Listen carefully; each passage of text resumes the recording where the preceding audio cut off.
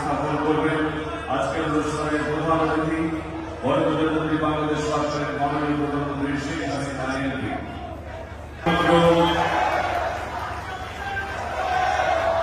ঢাকা দক্ষিণ city corporation কর্তৃক বাস্তবায়িত 4টি উন্নয়নমূলক কাজের ভিত্তিপ্রস্তর